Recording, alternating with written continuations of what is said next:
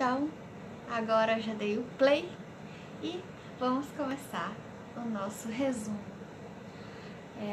Lembrando que já fizemos resumos aqui de biologia, de química, de física, e você pode procurar em algum vídeo, se você tiver interesse, um outro vídeo que você precise de um resumo. Eu tô aqui para apresentar meus resumos para vocês. O resumo é um método de estudo para mim, e essa apresentação está sendo mais um método ainda, outro método, aplicação do resumo e aplicação de uma apresentação do que eu estudei. Tem horas que eu esqueço tudo, tenho que olhar aqui e ler. Às vezes eu lembro, né? Mas é assim mesmo, porque é muita matéria. Estou fazendo uma revisão de todas as minhas matérias, né? As que eu tenho mais dificuldades. Então é isso, hoje eu tô um pouco mais cansada, não tô conseguindo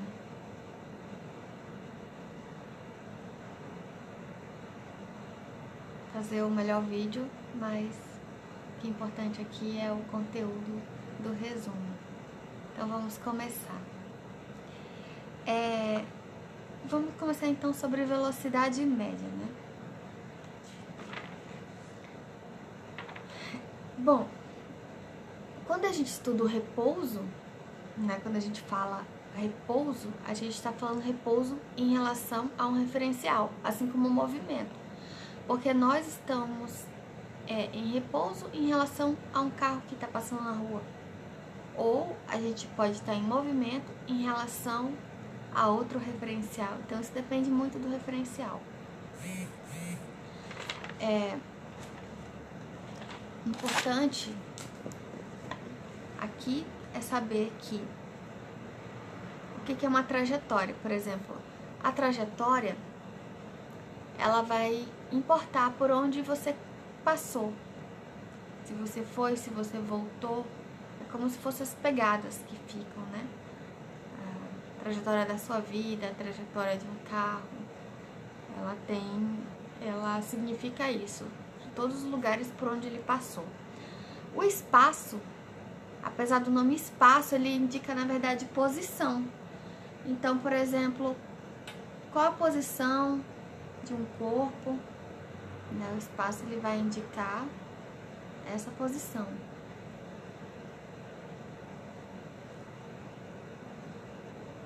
Posição de um corpo. Não tô gostando muito do meu cabelo por trás da tiara.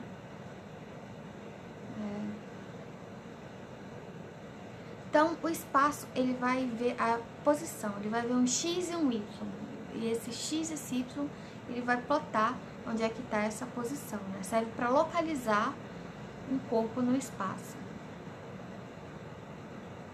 Indica a posição do móvel na trajetória. Então, o espaço é um número que indica o local onde ele está. No quilômetro 5, tal lugar. Não indica quando andou ou por onde passou, porque isso aí já era trajetória ou então espaço percorrido.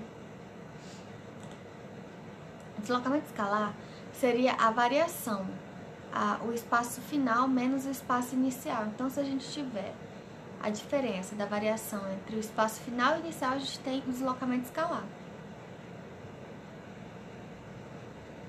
O deslocamento escalar pode ser positivo, negativo ou igual a zero. Ele é positivo quando o deslocamento é a favor da trajetória, negativo quando é contra a trajetória, igual a zero, ele permanece em repouso, no ponto de partida. A distância percorrida mede como se fosse a trajetória, por onde ele passou, então importa o percurso.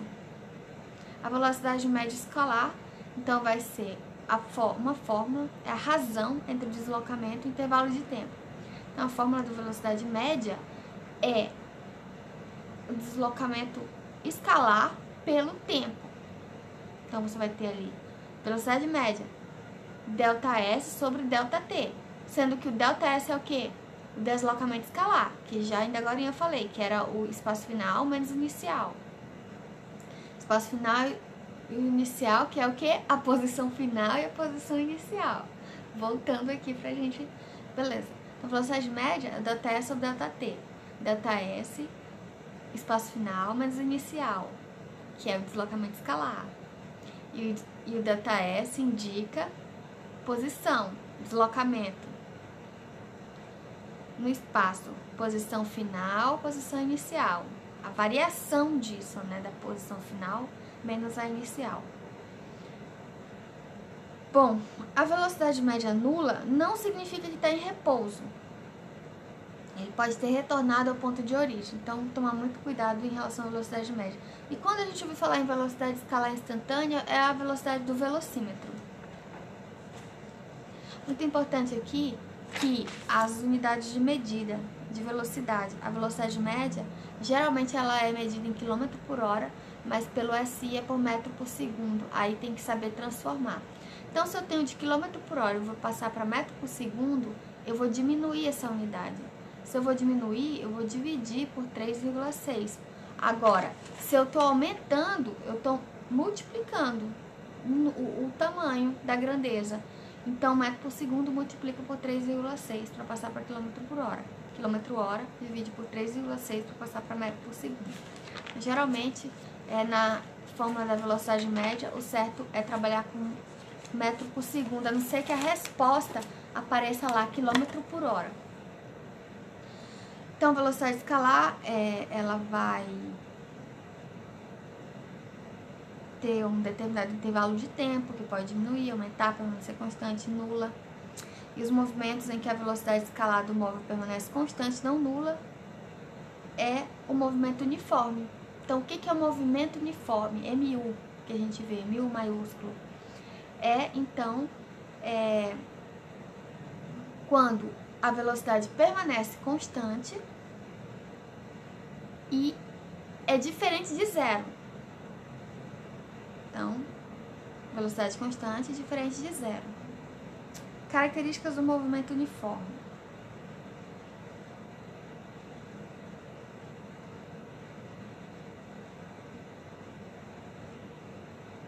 Então, se a velocidade escalar é constante, não nula, a velocidade escalar instantânea coincide com a velocidade escalar. Em que momento, então, a gente pode afirmar que a velocidade escalar coincide com a velocidade do velocímetro? Quando a velocidade é constante, não nula. Nesse momento, ela coincide. E em relação à função horária do movimento uniforme, né? Então, a gente vai medir na velocidade média o espaço final inicial, tempo final, tempo inicial. O movimento uniforme vai considerar, geralmente, o tempo inicial vai ser igual a zero. Geralmente, o espaço inicial vai ser igual a zero no movimento uniforme. Só que não é possível prever, né? O móvel pode parar, pode retornar. E no movimento uniforme, como a velocidade escalar é constante não nula, pode obter informações no espaço do móvel em qualquer instante do movimento. Então, dá para saber em qualquer instante do movimento informações daquele móvel, né? Qual a função horária, então? A função horária, S é igual a S0 mais VT. A fórmula do sorvete. S, sorvete. S, espaço, é igual ao espaço inicial mais a velocidade vezes o tempo. S é igual a S0 mais VT. Sendo que o espaço inicial e a velocidade, aqueles dois que estão no meio ali, somando, eles são constantes. E é para movimento uniforme.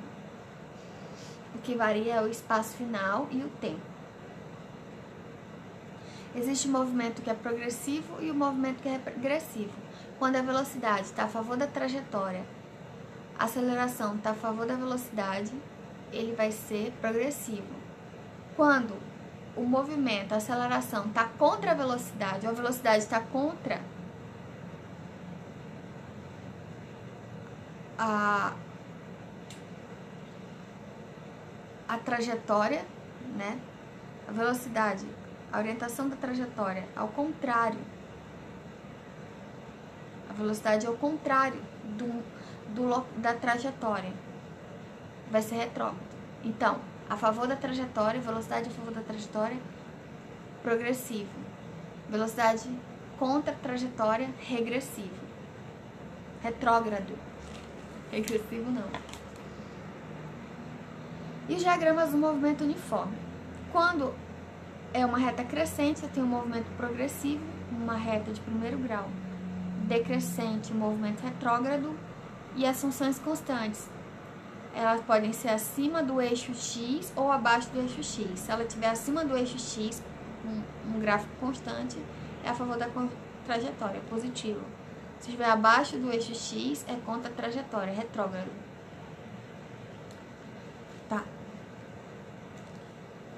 Sendo que a velocidade média, ΔS ou ΔT, S final menos S inicial é igual a T, a velocidade média, ela representa na função afim como se fosse a taxa variável, o A da equação, Y igual a X mais B, que é igual a, que é igual a velocidade média ΔY pelo ΔX, a variação no Y, a variação do X. Então, se você for pensar por esse lado, como se fosse uma função afim, é dessa maneira.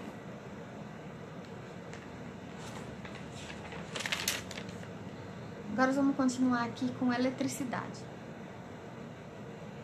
Átomo é a menor partícula que mantém as propriedades da matéria. Então, o átomo de ferro é o menor pedaço do ferro possível. O átomo possui núcleo e eletrosfera. No núcleo, eu vou ter prótons e nêutrons, que somados vai ser a massa. E em volta eu vou ter a eletrosfera negativa, que está sendo atraída pelo núcleo condensado positivo e pequeno, né? Condensado e pequeno. A carga elétrica, ela é... Os elétrons ficam ali girando, né? Ao redor do núcleo, através de uma atração de prótons, do próton aos elétrons. E essa atração acontece porque ambos são portadores de carga elétrica. Então, a carga elétrica, ela é atribuída aos prótons e aos elétrons. E elas trocam forças entre si. Isso é a carga elétrica, essa troca de forças de sinais contrários, ou forças contrárias, ou tipo uma DDP que forma a contrária ali. Para diferenciar o portador de carga elétrica positiva, coloca o positivo, e o elétron carga negativa. A quantidade de carga elétrica do próton e elétron é igual a valores absolutos. A este valor deu-se o nome carga elementar do elétron, que vale 1,6 vezes 10 a menos 19 coulomb.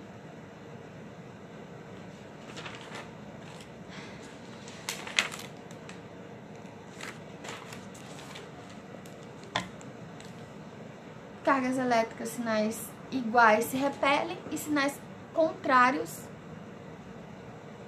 se atraem. O que são íons? Os elétrons que se encontram na eletrosfera podem ser colocados num átomo e pode ser retirado deles, né? Se acontecer, o átomo adquire cargas elétricas e recebe a denotação íon.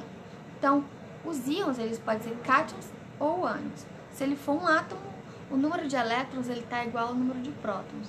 Se ele for um cátion, ele está perdendo um cátion. Se ele for um elétron, ele está ganhando uma carga. Carga elétrica de um corpo. Uma das maneiras de o corpo ganhar ou perder elétrons é a partir de atrito. Então, um atrito entre dois corpos de materiais diferentes pode gerar essa atração, né? Então, um atrito, depois do atrito, eles vão ficar com cargas, sinais contrários, o que vai gerar essa atração aí, né? A quantidade de carga elétrica. A quantidade de carga elétrica você calcula pela carga elétrica. A carga elétrica é igual a mais ou menos N, que é o número de elétrons, vezes o E, que é o valor do elétron, 1,6 vezes 10 a menos 19. É o valor da carga elétrica elementar. Então, a gente vai ter carga elétrica é igual a mais ou menos número de elétrons vezes o valor da carga elementar. Carga elementar é 1,6 vezes 10 a menos 19. Só que tem o mais ou menos ali. Como usar o mais ou menos? Se for um cátion, vai ser positivo. Se for um ânion, vai ser negativo. Se o corpo tiver perdendo elétron, é positivo. Vai pôr na frente do N. Se o corpo estiver ganhando elétron, é negativo. Condutores de eletricidade, os metais, eles são condutores de eletricidade porque na sua região vai aumentando a distância, né, do núcleo com as eletrosferas, e aqueles que estão ali na última camada geralmente estão mais fracos. Esses íons, os elétrons estão mais livres da última camada, que a gente estava até estudando lá na revisão de química, que essas camadas vai subindo de nível como se fosse uma escada, KLM, N, PQ, e daí cada uma vai subindo o nível de energia, cada uma cabe mais elétrons, cada uma tem um número quântico principal, um número quântico secundário, vai aumentando a quantidade de elétrons que pode colocar ali, né? Então ele tem, quanto mais distante está o elétron dessa camada, mais fácil de perder ele. Isolante de eletricidade, que é o isolante, o isolante ele ajuda para que não perca aquela coisa que foi a madeira, né? Madeira é isolante, não há elétrons livres. A corrente elétrica sempre vai do menos para o mais, para onde tem excesso, da onde tem excesso para onde está fazendo falta. E é um movimento ordenado através do condutor de eletricidade. Os condutores podem ser sólidos, líquidos e gasosos. O sentido convencional da corrente elétrica não é o mesmo dos elétrons. Aí que está a questão. A corrente elétrica se move de um lado e os elétrons para o outro. É só, toda vez que for pensar nisso, fazer o desenho. Eu acho que fica mais fácil. Então, o sentido convencional da corrente elétrica e é o contrário do movimento dos elétrons. E a intensidade da corrente elétrica a gente vê pela fórmula Kitnate. Então, a corrente é igual à carga pela variação de tempo, onde a carga é igual a número de elétrons vezes a carga elementar. Aí você coloca o número de elétrons pela carga elementar sobre ΔT. Só vai ter que saber ali se está perdendo ou se está doando para colocar mais ou menos. As unidades do IA-ampere da carga elétrica é Coulomb e o tempo em segundo.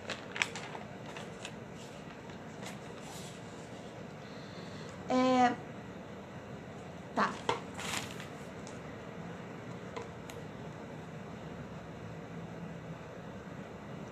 O gerador de eletricidade, ele vai criar polos de diferencial de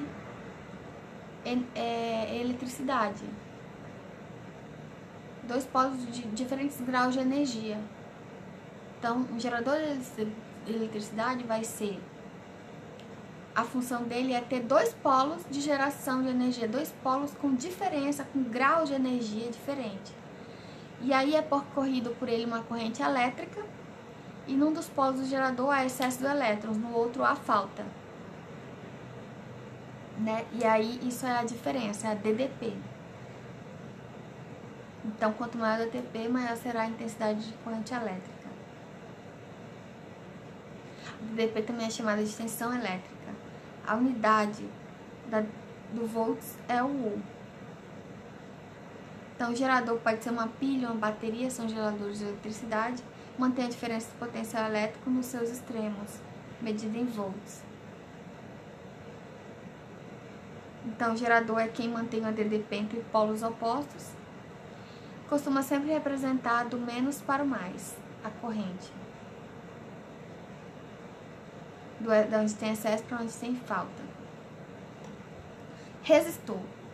Ele vai ter o aparelho, ocorre efeito Joule, consiste na transformação da energia elétrica em energia térmica, exclusivamente. Então, sempre um resistor é isso. Ele vai transformar a energia elétrica em energia térmica. O secador de cabelo, o chuveiro, as baterias.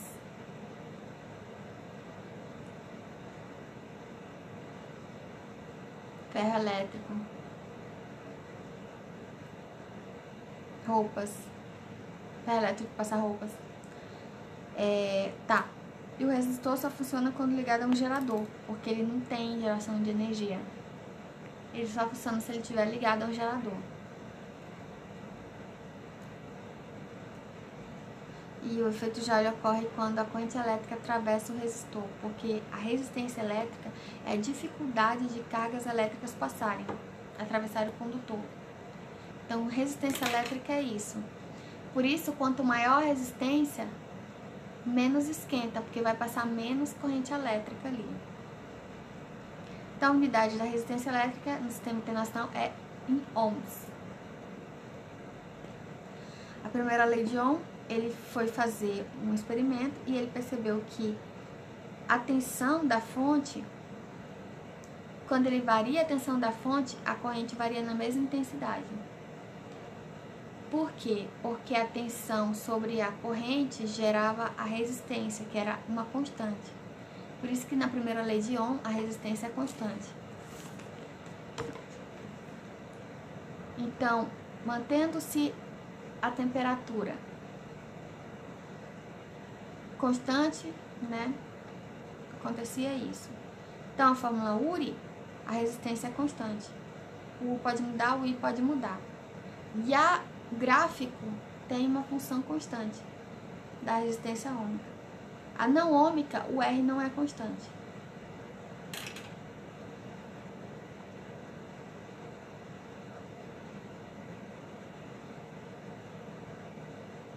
Tá frio. E a segunda lei de Ohm. A segunda lei de Ohm vai entrar em consideração o comprimento e a área da secção, né? Então, quanto maior o comprimento, menos vai esquentar. A resistência vai ser maior. Quanto menor o comprimento, menor a resistência. Agora, a área é inversamente proporcional. Se a área for maior, a resistência é menor. Se a área for menor, a resistência é maior. Então, por exemplo, você tem uma área grande, vai esquentar pouco. Então, a fórmula da resistência aqui que entra pela segunda lei de Ohm vai ter o Rho, que é a resistividade, o L, que é o comprimento, e o ampere. Sendo que a resistência é o ohms, a área é metro quadrado, o comprimento metro, e esse outro aqui que é a resistividade, o ohms por metro. Então, de revisão de física é isso. E vamos tocar pra frente. Um abraço, boa noite para todos. E até o próximo resumo. Tchau!